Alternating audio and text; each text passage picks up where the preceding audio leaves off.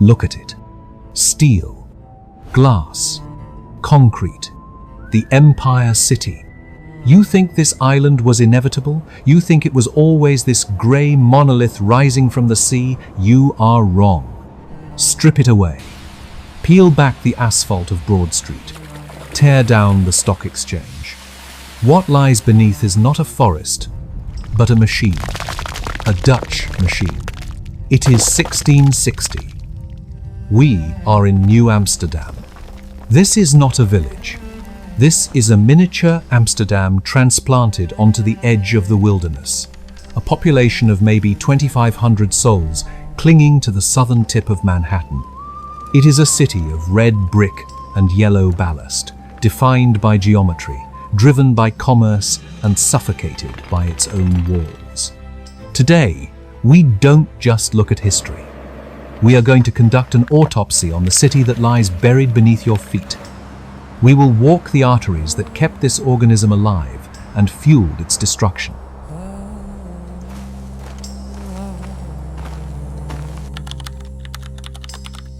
Stand here.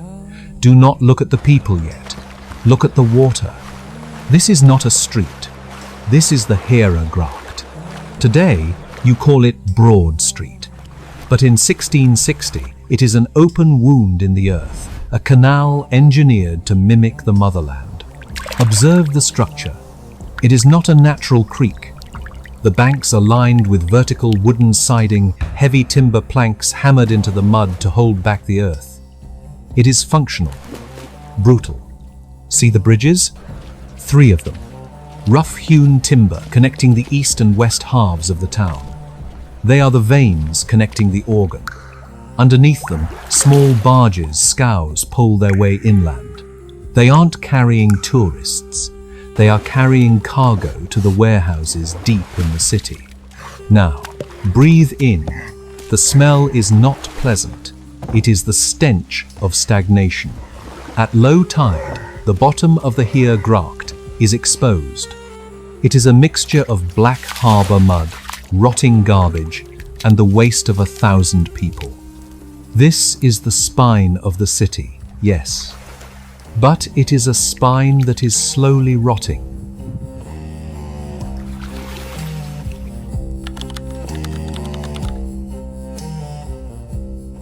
Move east. We are leaving the mud. Look at the ground. This is a revolution. Before 1658, this was a swamp where horses would sink to their knees. But look now. Cobblestones. This is BREUERS Street. Later, the British will simply call it Stone Street. It is the first paved artery in the colony, a hardening of the city's skin. Why pave it? Not for comfort, for beer. Look at the buildings lining this road. Van Couwenhoven's brewery. It's a great stone brew house, massive and imposing. Notice the materials. Yellow bricks imported from the IJssel River in Holland for the facades, red local brick for the structure. The air here is thick. It smells of sour mash and roasting grain. Beer is not a luxury here. It is survival. The water in the wells is brackish and poisoned. Everyone drinks beer, morning, noon, and night. This street, with its hard stone surface, is the only thing keeping the city hydrated.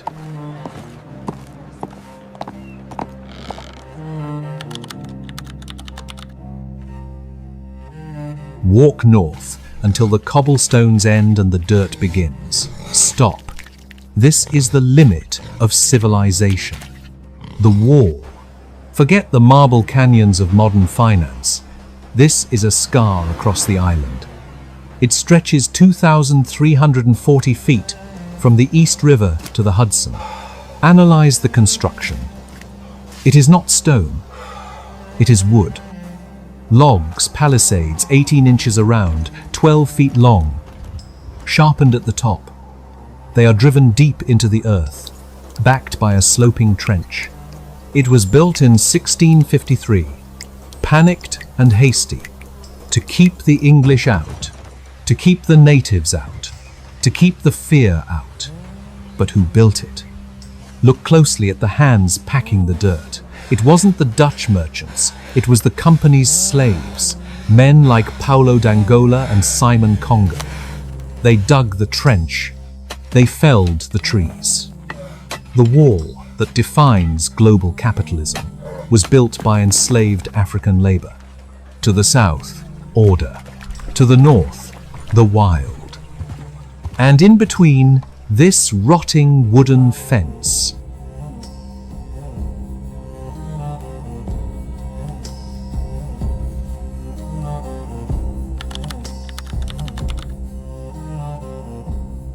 Return to the water's edge. 73 Pearl Street. The Stadt Huys. The City Hall. This is the brain of the organism. Inside these stone walls, the burgomasters meet. They argue over debts. They fine you for slander. They manage the chaos. But justice in 1660 is not a debate. It is a spectacle. Look there, near the water, the gallows, and beside it something worse, the wooden horse. Visualize the cruelty. A soldier is forced to sit on a sharp, V-shaped wooden rail, like riding a razor-backed horse. Weights are tied to his feet, pulling him down. He sits there for hours, a sword in one hand, a jug in the other, balancing in agony. This is how the Dutch kept order. Pain was public. It was architectural.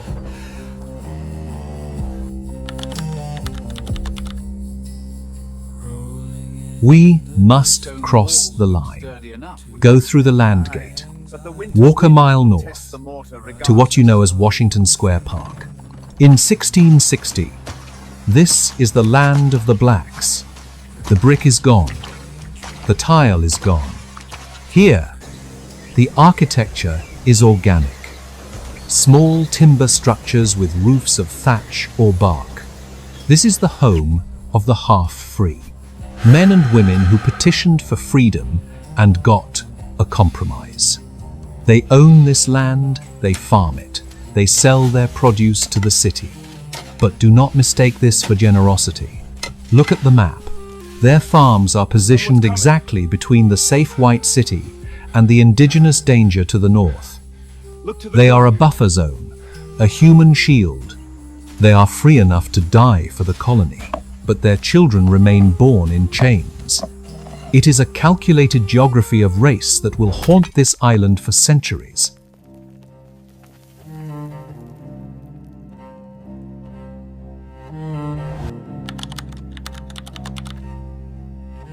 August 1664.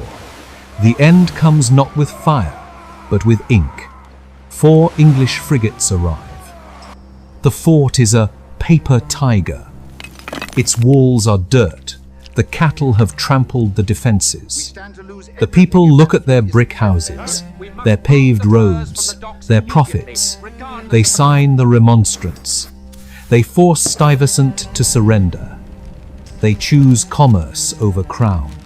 In that moment, the Dutch flag falls, but the soul of New York is born. Pragmatic, ruthless. The architecture of 1660 is gone, but the foundations remain. We have dissected the Dutch origins.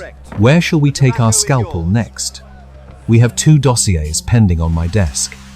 Option A, the color of disaster, Pompeii, 19th century excavation. We leave the grey mud of Manhattan for the blinding colors of Italy. We will join the Victorian archaeologists as they uncover the frescoes for the first time. Not the ruins you see today, but the vivid, terrified city as it emerged from the ash.